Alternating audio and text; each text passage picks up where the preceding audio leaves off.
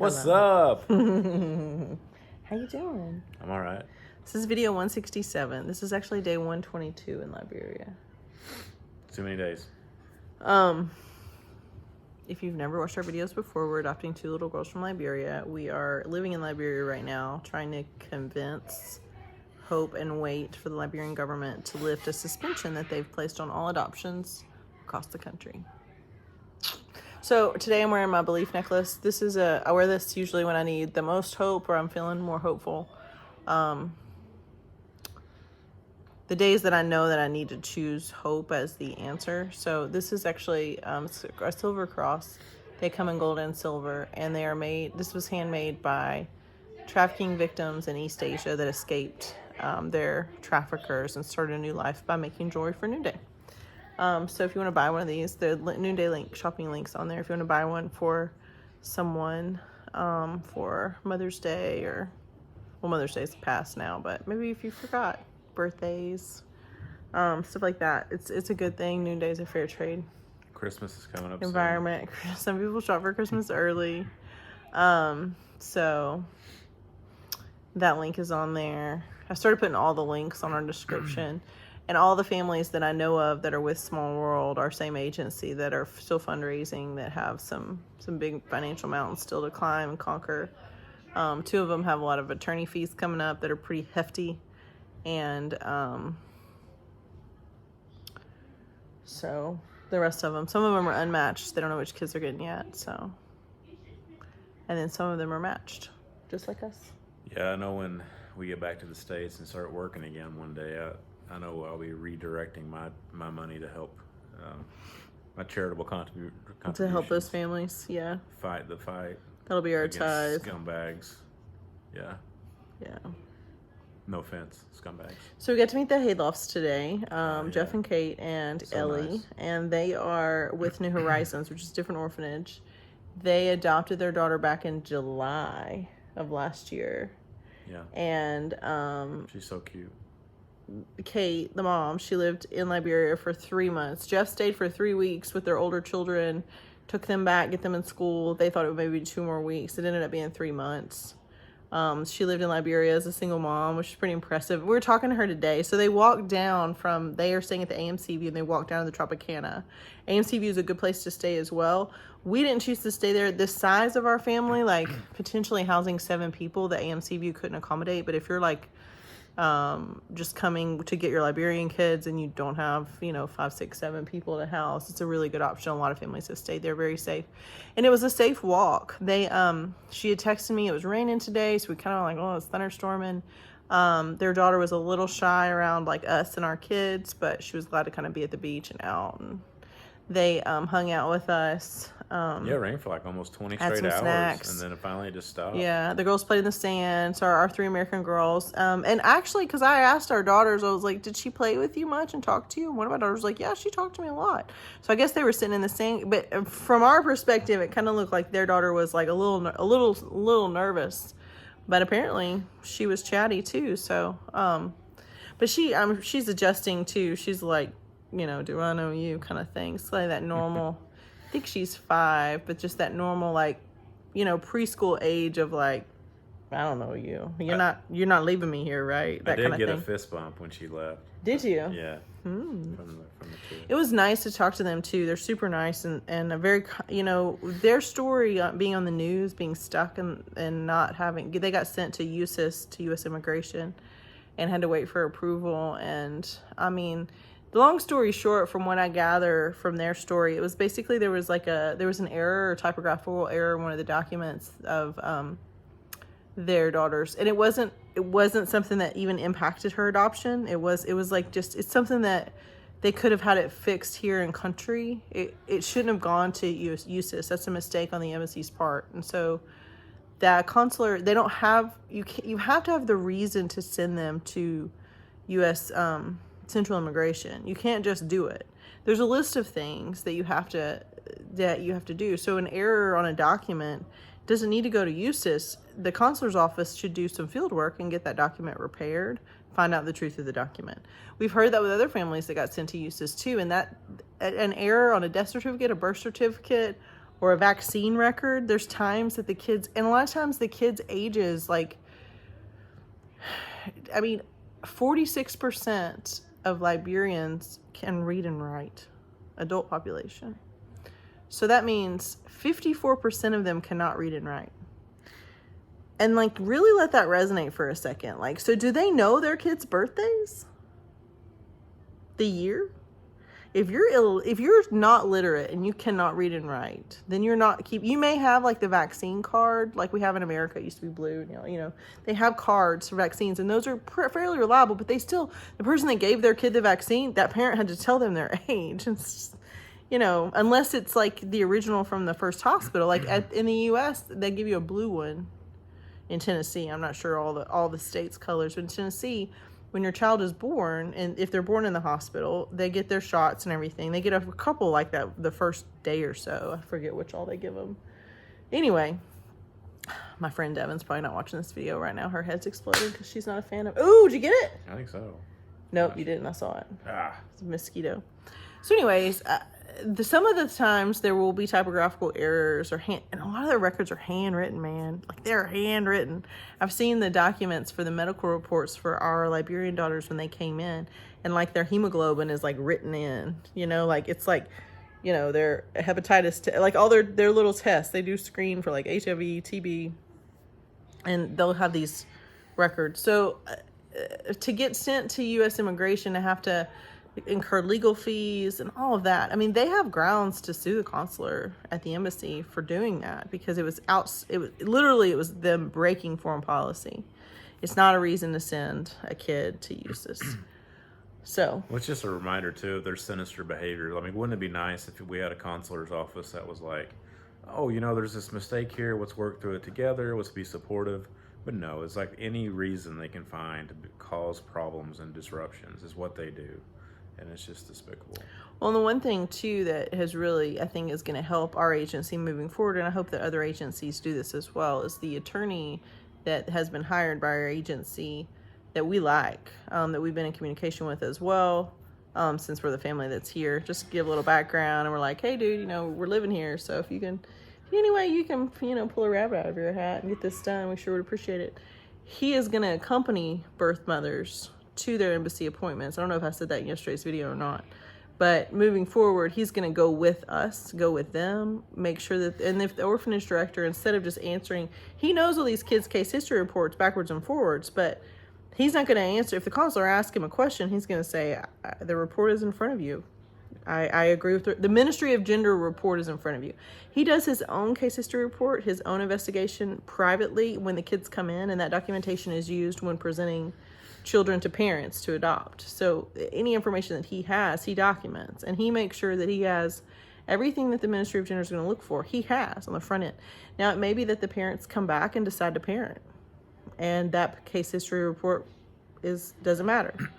But if the kids progress to adoption within that transition home, he does it on the forefront before they're there, and so he's not, in the past, he's just been answering questions for the consular, but he's going to make them actually read the report and just say, right. I'm not, because he's not supposed to be interviewed when the embassy, that's one thing that I think the attorney brought to his attention. You're not someone that's supposed to be interviewed. He's not even the system of record. It's the Ministry of Gender's paperwork that's used. Yeah, so at that point, he becomes a guide. He's just a guide. Yeah. He's just guiding everyone to their correct appointment. As spirit guide. He's a guide. He becomes a guide. So he functions as several things here. And when you do international adoption, you have the agency director, the caseworkers, you have your agency in the U.S., and then you usually have a guide that drives you around. So if you're adopting from China, you're adopting from Romania, wherever you're adopting from, Honduras, Guatemala, wherever, usually there's a person of contact that speaks your language as an American, that can communicate with you, that knows the area. But like our driver, Emmanuel, could do that last leg easily. Just give him the documents, let him be the guide. Now, as my guide, is he going to be sitting in the embassy interview? No. He's not. But because Albert has these dual role, like these multiple things he does. He hires all the nannies and caregivers. He pays the bills. He gets the food. He gets the anything they need, he does. He does their case history report. He gets their lawyer up. He gets their documents. He takes them for their medical. He does multiple jobs. That those lines have been blurred, and he's been taken advantage of in these consular meetings. It's almost like you have your Miranda rights when you get arrested. You have a right to remain silent. It's like we're at that point where you literally just don't want to say anything. You don't want to make it have anything used against you. So just be quiet. And if there's a problem in the report, then the consular should deal with the Ministry of Gender directly and say, hey, there's these documents, but the report says this. Can you clarify for me? Can you go check? If that delays us in country a week or so they can kind of get all that stuff, that's fine. But to send a child to U.S. immigration over a document error that is not, I mean, it's it doesn't matter, is just, it's breaking the law. So, but adoptive families like the Haylofts, and us too. I mean, I was adding up today. Jeremy's asked me not to tell him. I'm not going to tell you guys either because I don't want anyone to vomit. It's Father's Day tomorrow, Happy Father's Day. I don't want that ruined. But I keep track of all the receipts, and I have a spreadsheet that talks about our expenses and has everything lined up because I know for sure that the IRS is probably going to audit me. And when they audit me, I'm going to charge them interest because if you get audited and everything's correct, if there's a delay in your return, then they have to pay you interest, in case you didn't know. So I'm ready for my audit because I'm like, they're not going to go for this. So, because there's a lot of things that people have given us money for, to help with the orphanage, help with the kids, help with stuff like that. But there's a whole lot of things that we've done for the orphanage, that just came out of our pocket, our savings or whatever. It came out of the roof money, that we have receipts for. And then there's also, our living expenses here, our hotel and accommodations, our driving, transportation expenses, all of our grocery bills. So I've got to match it up with our credit card to make sure we're in line. My home trip and back, we'll be able to put on the expenses list. All those kind of things, the things that we've done to stay in Liberia is a lot. But families like us, families like the Haylofts who have been, this is their third trip to Liberia. Hopefully they get to leave this time with their daughter, but we don't have the money to go sue the embassy. We won't have that money at the end of this because most adoptive families, especially international, you're barely scraping through at the end. You don't have anything left over if you're going to decide to adopt internationally. So the tragedy is that the only way to hold people accountable for breaking the law is to pursue the justice system and make it work. And unfortunately, that costs a lot of money. Yeah, that's why I just keep saying I wish I had 1 year of unlimited money. I would just fund everybody's lawsuits. I mean, we almost got enough for a class action. I've said that before. So what do you want for Father's Day? How many you gotta have? I don't know. I mean, according to the Netflix series, 40? You gotta have 40. But, I mean... How accurate is it's a big deal. Oh, wait. Siri's trying to listen to me. Go away, Siri. My phone just lit up. We need Olivia Pope to help us or whatever. So what do you want for Father's Day? Help from Olivia? I want 2 Liberian kids to be here. Jeremy's funny on Father's Day. He's like, just don't go spend my money on stuff I don't want to use. Yeah. Well, I'm not going to do that this year. I'm not going to spend anything on you. The kids made you some cute little cards with markers. Good. That's what I did for you on Mother's Day. Yeah. You stole my idea. That's okay. Yeah, I know. And when we're in America for Father's Day. So one time I took all the kids. We had 5 kids. So we had 2 fosters and our 3 American kids. Or our fosters were Americans too. But we had 5 kids. And their ages were 8, 7, 6, 5, and 4. 5 little girls. And they wanted to go buy Daddy some fishing stuff. Well... I don't really know what possessed me to go into Bass Pro Shop with 5 little girls. But I did it. And it was raining even. It was awful. And then my youngest foster was 4 or 5 years old at the time. She got a basket and started putting stuff in it. And this child is the strongest willed child you'll ever meet in your life. And I was like, you know what? I'm just going to let her do it. She's not that big. How much could she possibly carry? So I let her carry the basket for everyone. But they filled it up, man. And I got to the register, and I'm just texting Jeremy. I'm like, just don't look at the bank account. I'm so sorry, and we can return whatever you can't use. But I gave up. and just let them do it. And I don't even know what they put in the basket, but just don't look at the bank account, and I promise we can return whatever you want to return, and they'll never know. But like, it was impressive. So that was a Father's Day mistake I made. It's just when there's 5 of them, it's like you just let them win. I'm like, my special day. Sorry. I mean, I was like, I'm just not gonna fight. You don't understand. Like, 2 of them are so strong-willed. One of them in a normal way, and the other one in a feral way. And I'm like, I'm not gonna be the victim here. I'm just gonna pay this. I will pay this one. And we used a lot of it though. Probably. I'm sorry. It's okay. Jeremy's like, where are you? It's raining and it's 5:30. Where are you? I'm like, I'm in Fort Myers, 45 minutes from home, Bass Pro Shop, being stupid. Sorry. You've had some good Father's Day though. I have. This could be the best. This could be the best week. This could be the best. So I got to tell you guys, we've heard some rumors. This is the new rumor. This is what I want you guys to understand. Like, so 3 days ago, Jeremy couldn't even be on the video. Now, we did have a little, was that right after the Wi-Fi fell apart for a little while, too? Yeah, there's the Wi-Fi joy meter. So when the Wi-Fi is out, I mean, it was like... That's the last thing. It's the only thing keeping me going is like a little bit of TV here and there. Like, if that comes crashing down. A little liquid courage and a well-placed swear word. I mean, it's like, well... Now there's literally nothing to do here. Yeah. We might as well be on a deserted island. We can't communicate with other people. Point. So here's the rumor. Do you want to share the rumor? No. Why? Because I don't believe anything. I think it's very plausible. We've been lied to for 4 months. I think it's believable. This is the thing, though. Like, this is the kind of thing. The source of this information, I do not think. I think that person is just sharing information that they're. I'm talking about the Liberian folks who I'm not quick to be like, oh yay. So there's a cultural thing here where Liberians will tell Americans what they want to hear. Yes. Like, right down to the kids. Like, if I ask... That's called lying, too. Like, I asked an 8-year-old Liberian child who is conversational enough, definitely in English, who's like, 3rd grade reading. Like, she's conversational. And I say, can you fly an airplane? And she says, can you swim? I mean, she doesn't even know what I'm saying. She just knows that I'm an American and she likes me and she wants to say yes. So sometimes the hearsay rumors that we hear are like, ooh, I don't know if I believe that or not. Or that sounds like a good hope. Sometimes it's like, I hope this will happen. I hope this will happen. Like, we'll get correspondence. But this correspondence was a little more detailed. And it was basically what we wanted to hear. But these are the kind of rumors that, like, give Jeremy and I hope. But, like, 3 days ago, I'm, like, trying to figure out how I'm going to pack.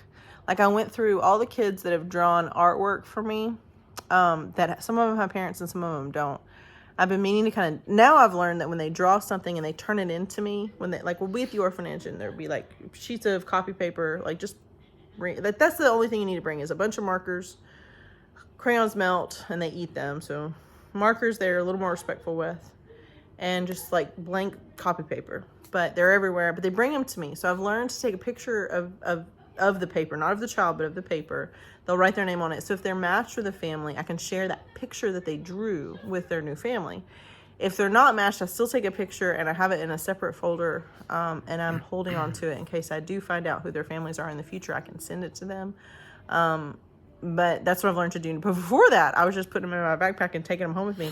Even when we moved from the one room, from the villa to the Airstream, as I'll call it, the pseudo Airstream RV we're in now, it seems like, I brought them with me. So I was but that's what I was doing. I was taking pictures of them so that I could throw away like the hard copies because, I mean, I'm not taking those home.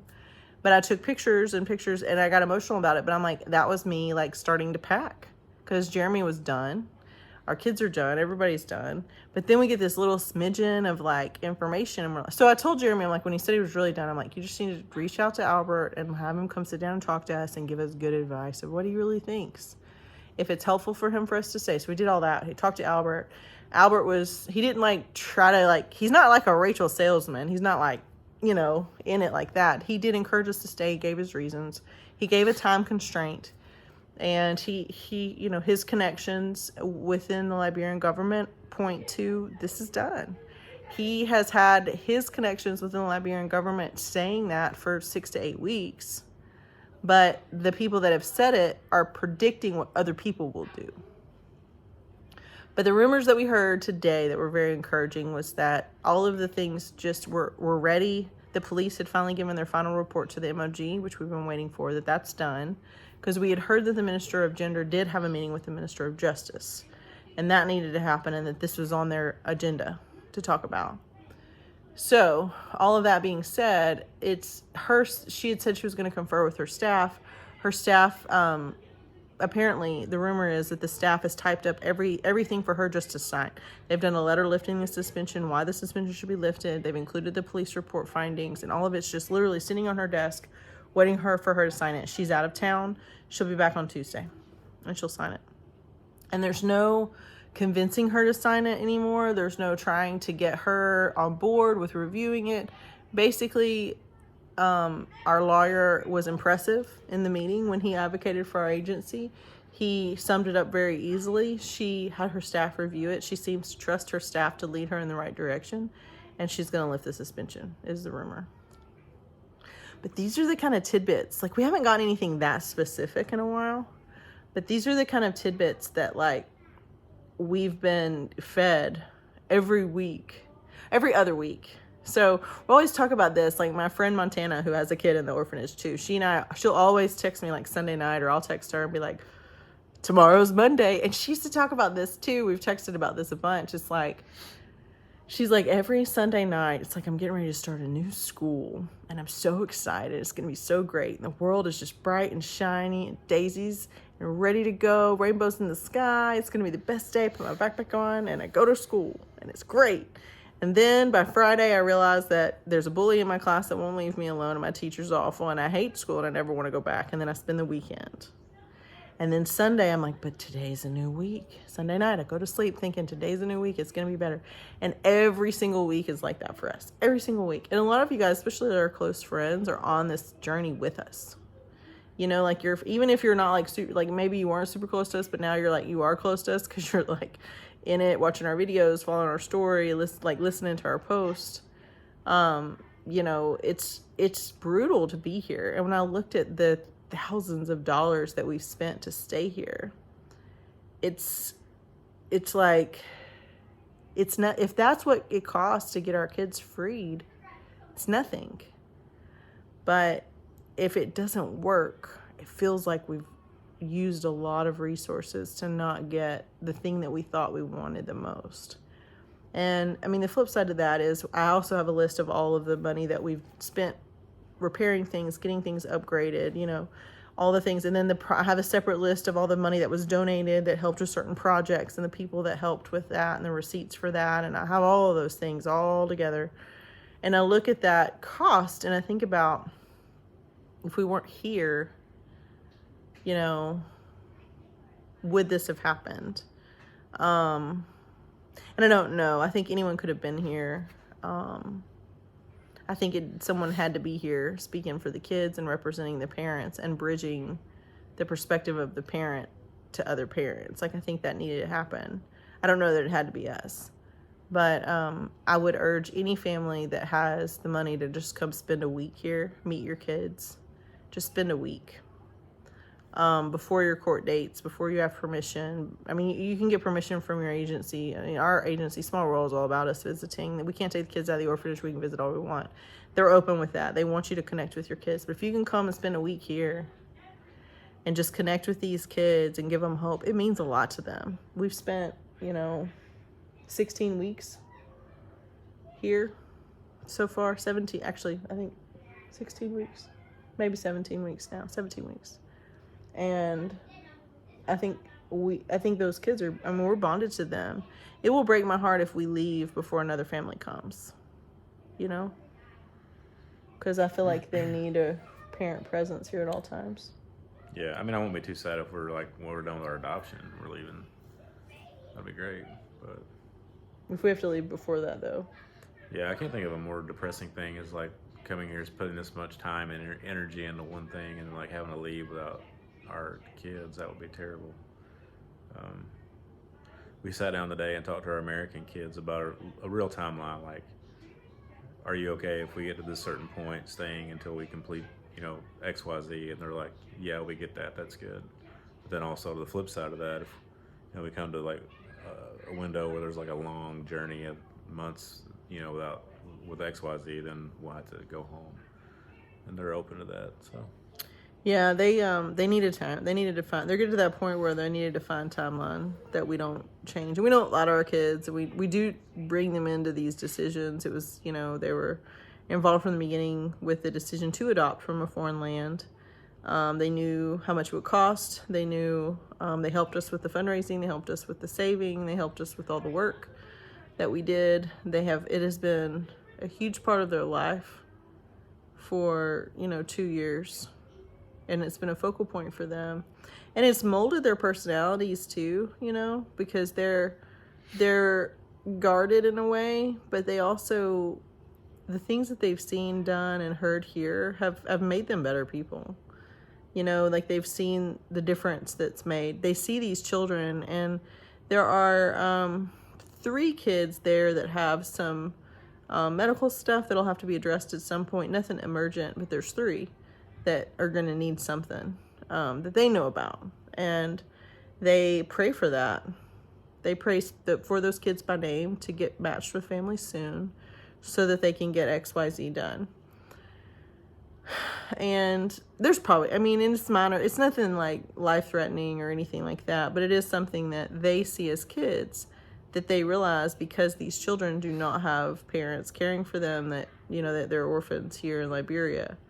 That this will go unfixed if no one is matched. And they haven't asked, I've been surprised, they haven't asked us to adopt more kids. They haven't said to us, why can't we? Because I think they understand the logistics of 5 kids is plenty. Mm-hmm. And they also save room in their hearts for our fosters, even though our fosters will probably never come back, and maybe we'll know them as adults. We have 3 fosters floating around that our children consider siblings that they want room in our house for. I don't know that we have room for 8 kids, really, but we'll make room. Even though we don't see that as a likely possibility for them, they feel like they're a sibling group of 8. So we've asked our kids to do a lot. I would encourage you guys to involve your kids in these kind of decisions. The Haydloffs are even talking about their older kids disagree. Even though their mom was here for 3 months, they disagreed with her leaving their little sister here. Hang on, girls. Oh no, go. So it was one of those things that I would encourage you to keep your kids involved, even if they're young. They're going to remember having their opinion respected and heard. Yep. So for Father's Day, this will be your favorite Father's Day because I can't spend any money on you. And we could potentially be at the end of this journey. Yes. Yeah. So this could be our last miserable weekend of I hope we get custody of our kids. But for me personally, I can't get my hopes up when we hear things, just because I've literally had people lie right to my face about timelines and give me false dates. We always talk about March 30th. So Jeremy went to the MOG with Sam, and they had a meeting with someone, and it was late February. Right? And it was February 27th, 28th, maybe even March 1st. It was like we hadn't been here long. Right. We got here February 13th. And this is how different I am now in terms of hope. So one of the staff members at the MOG said, we're going to push to try to get this done by March. Remember, we're in June 15th today. March 15th. But that really we've set the deadline for the police to be done by March 30th. And I sat on the steps in the villa and cried on the phone while Jeremy was talking to me. I literally cried, boo-hoo cried. I don't think I've cried since. No. I did cry. I take that back. I did cry when I was in Florida and Jeremy was here and I was trying to fix our house and our kids were I cried on a Zoom call or a FaceTime call with him. I'm sorry, this is too far away from you. I need to come back. But that was different. But I was devastated like March 1st, that March 30th was like what they were anticipating as a timeline. That was like the worst news I'd ever heard.